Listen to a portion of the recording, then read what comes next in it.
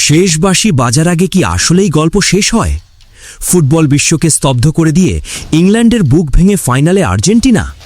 হ্যাঁ, ফুটবল ইতিহাসের পূর্ণতম এক অবিশ্বাস্য আর রোমহর্ষক কামব্যাকের সাক্ষী হল পুরো পৃথিবী।